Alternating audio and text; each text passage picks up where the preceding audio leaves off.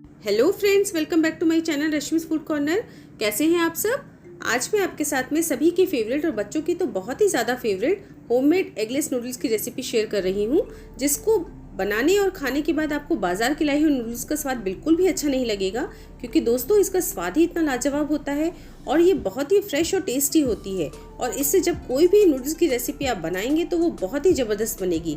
इन noodles को बनाने में हम किसी भी मशीन या मार्केट के लाए हुए नूडल मेकर का यूज़ नहीं करेंगे, बिल्कुल मैनुअली हाथों से ही बनाएंगे, और वो भी दो तरीके से मैं आपको बनाना बताऊंगी। तो फिर चलिए जल्दी से बनाते हैं।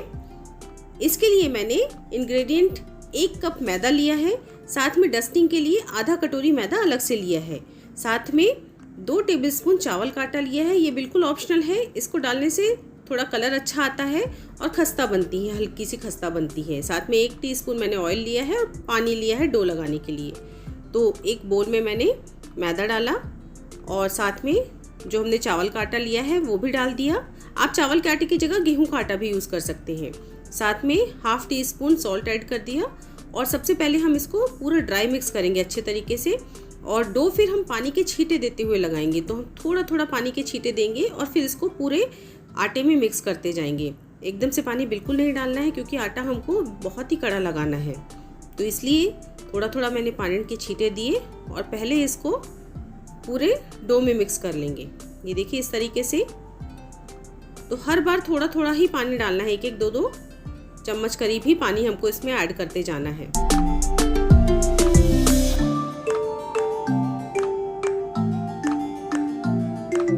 तो ये देखिए इस तरीके से मैंने बिल्कुल कड़ा सा डो लगा लिया है। बिल्कुल पूरी के आटे से भी ज़्यादा कड़ा डो होना चाहिए, पर इसमें अभी काफ़ी ज़्यादा क्रैक्स हैं, तो इनको हमको स्मूथ करना है, इसमें ग्लूटेन डेवलप करना है। तो काउंटर टॉप में मैंने थोड़ा सा ऑयल डाला और फिर इसमें इस डो को रखा और हाथों का मूवमेंट देखिएगा, इस तरीके से हम इसको स्ट्रेच करते हुए मसलते चले जाएंगे।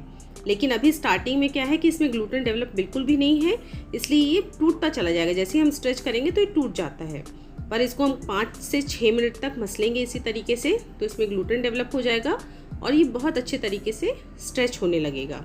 आप देखिएगा 5 से 6 मिनट के बाद, ये देखिए करीब 5-6 मिनट के बाद में कितना बढ़िया स्ट्रेच हो रहा है। अब बिल्कुल भी ये डो टूट नहीं रहा है, ये देखिए, क्योंकि इसमें ग्लूटेन डेवलप हो गया है। हमने इसको 5 से 6 मिनट तक इसी तरीके से हाथों से मसला है और ये बहुत अच्छा स्मूथ और सॉफ्ट भी हो गया है मसलने से। तो अब ये हमारा डो बिल्कुल तैयार हो गया है। इसको अब हम थोड़ी देर के लिए और रेस्ट करने के लिए छोड़ देंगे, सेट होने के लिए छोड़ देंगे। तो ये देखिए एकदम स्मूथ हो चुका है। और अब बोल में हम नीचे थोड़ा सा ऑयल लगाएंगे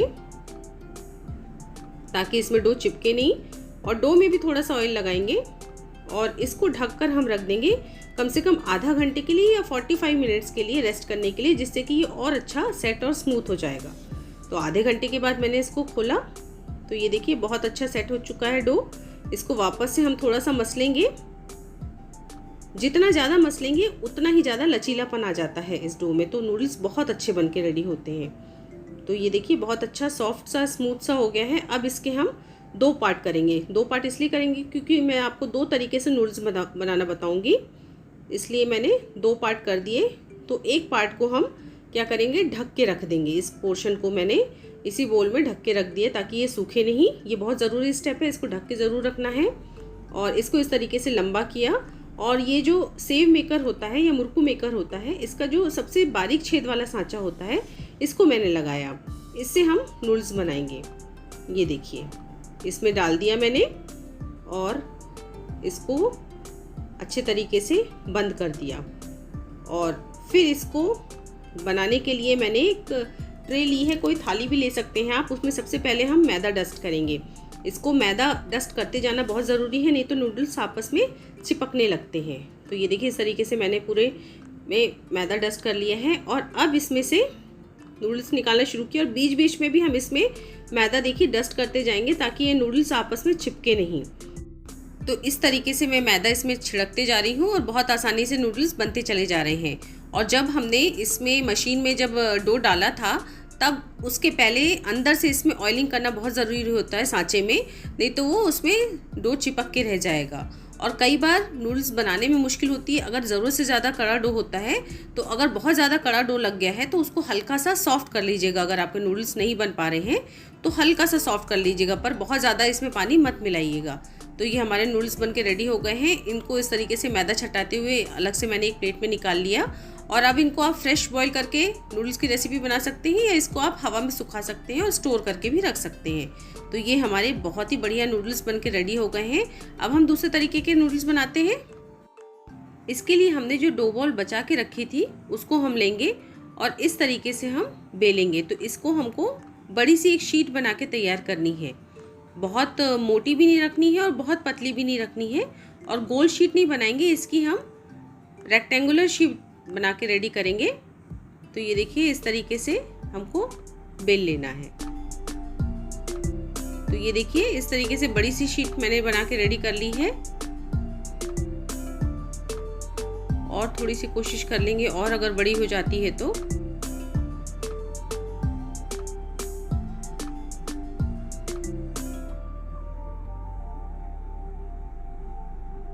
ये देखिए इतनी मोटी शीट होनी चाहिए।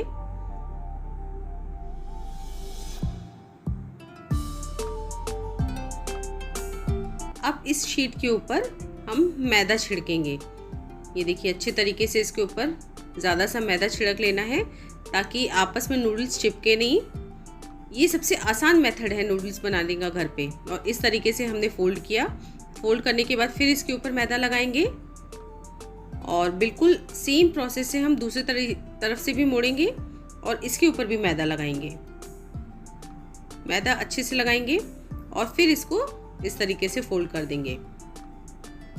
ये देखिए तो ये एक स्ट्रिप बन के रेडी हो गई है।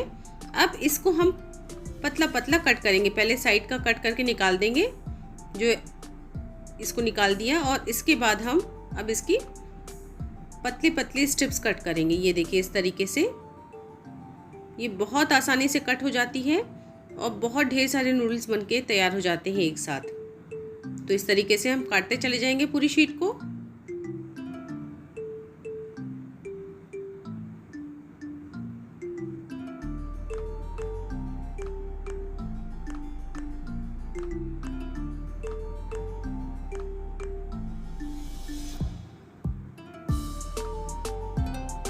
तो ये देखिए एंड तक मैंने पूरा कट कर लिया है। बहुत ही आसान है ये।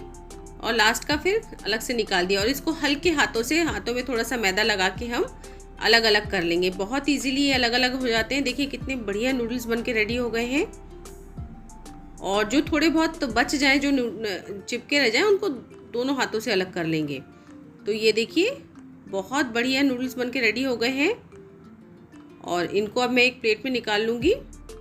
और ये देखिए इसको मैंने एक प्लेट में निकाल लेना है। और इसको भी वही तरीका है कि या तो आप फ्रेश बॉईल करके बना सकते हैं, या तो फिर इसको हवा में ठंडा कर लीजिए, सुखा लीजिए, और उसके बाद इसको बना सकते हैं। जब आप चाहें तब बना सकते हैं।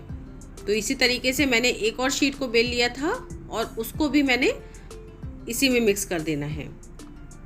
तो ये देखिए दो तरीके के नूडल्स हमारे बन के रेडी हो गए हैं। एक ये जो हमने बेल के बनाए थे, और दूसरे हमने जो सेव वाले सांचे से बनाए थे। अब इनको मैं आपको बॉईल करके भी दिखाती हूँ। तो ये एक कढ़ाई में मैंने पानी ले लिया है। पानी को अच्छा गर्म हो जाए तब इसमें मैंने ऑयल डाल देना है। मैं इसमें सॉल्ट इसलिए नहीं डाल रही हूँ क्योंकि नूडल्स में हमने अच्छे तरीके से सॉल्ट डाल दिया था। तो जैसे ही इसमें बॉईल आएगा उसके बाद ही हमको नूडल्स इसमें मिक्स करने हैं। तो जो बेल के बनाए थे वो नूडल्स हम पहले बॉईल करेंगे, एक साथ हम सारे नूडल्स नहीं डालेंगे। तो ये सारे नूडल्स को मैंने इसमें डाल दिया जो हमने बेल के बनाए थे।